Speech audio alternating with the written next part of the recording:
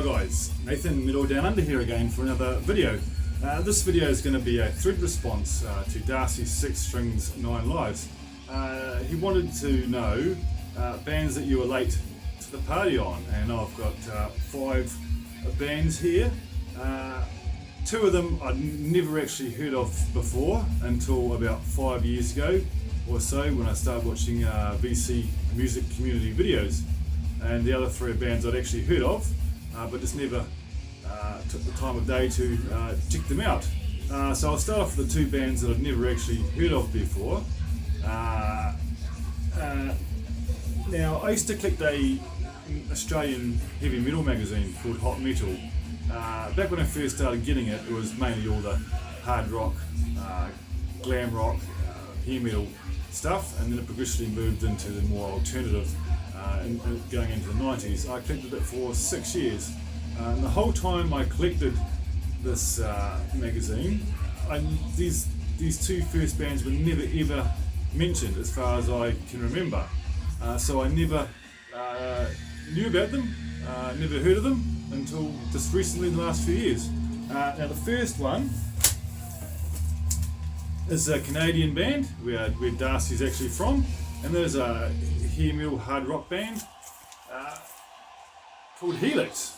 No, I'd never heard of them. It wasn't until I saw, I think it was probably Scott Waters showed Felix that I checked them out and really enjoyed them. Yeah, but classic. They've been around since the 80s, I believe. Yeah, but I'd never heard of them. This is the only album I have from them at this point. But I've checked out lots of other music online, including the recent ones that Scott Waters had released. But yeah, really good stuff. I'm so surprised. I loved my hair metal, but I've never heard of Felix. So that's the first one, Felix. This is the album. It's called Long Way to Heaven. Not 100% sure if this is their debut or not, but yeah, really good album. I want to collect more. And the second one I never ever heard of. The band I believe is still around today. I think they just put an album out in the last year or so, and that is the band Bonfire. Just same with Felix, just never heard of them until I saw them on the BC and I checked them out, and I absolutely love Bonfire. Once again, this is the only album I have by them at this stage. Very hard to find this stuff in New Zealand. You have to buy it online from overseas. Really expensive. So as I said, I found this one here in New Zealand. But yeah, really good stuff. This album called Fireworks. I think this one's from '87. Yeah, but I've never heard of them either.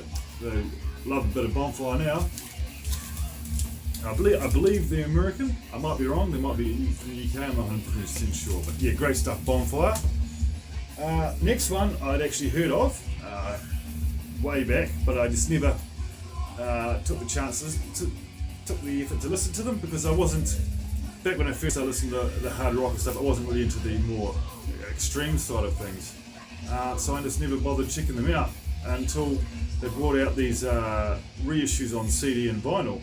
Then I checked them out, and this is the first album I heard by them, Vanishing Nemesis, like Celtic Frost, or Celtic Frost, however you want to say it. Yeah, but I really dig them now. This is the only album I have by them, but I like pretty much everything they've put out, including Cold Lake. I actually really enjoy that album, coming from the hair metal days. Yeah, I really enjoy that one. Yeah, Celtic Frost, but this is my favourite album, Vanishing Nemesis, and that's why I own it. But I do want to collect the rest of them. Absolutely awesome packaging on these vinyls. Quite expensive, but well worth the money. So yeah, so Celtic Frost, can't exactly remember where they're from. They're from Europe somewhere, but yeah, Celtic Frost, love them now. And then we have a band who's been around since the 70s, probably very early 70s. Darcy actually showed this band as well, and it wasn't until Scott Waters showed this band.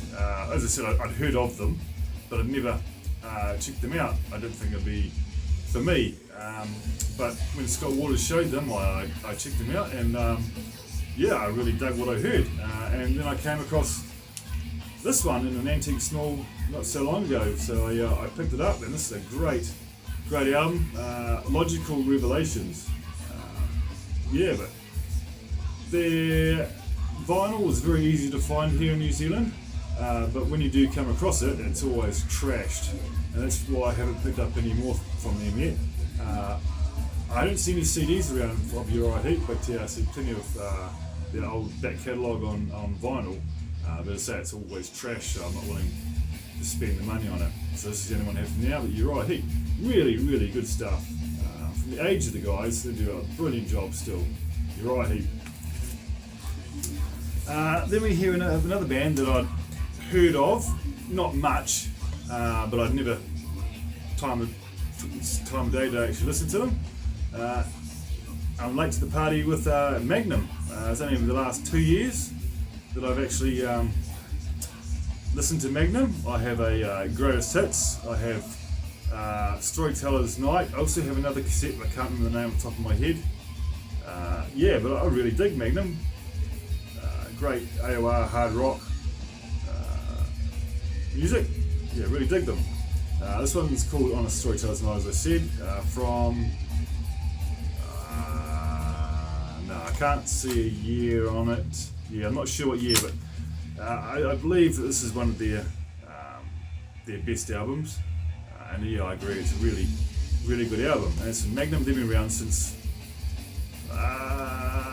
well, the 80s anyway. I'm not sure how far back they went, whether it was to the 70s or not, but yeah, Magnum. Another band I'd never took the time of day to listen to, and I was very late to the party with. And the last one is the band Lizzie Borden. I'd actually never heard of them. Well, sorry, I had heard of them, but yeah, I never listened to them. It wasn't until I watched the Decline of Western Civilization 2, I was very late to the party with that movie as well, that I discovered Lizzie Borden maybe 3 years ago. This is the only album I have by them. Very hard to find this stuff here in New Zealand.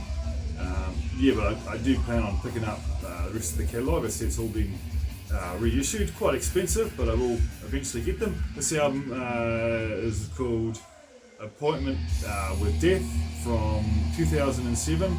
But this is not their greatest effort. Their best stuff is definitely from the 80s.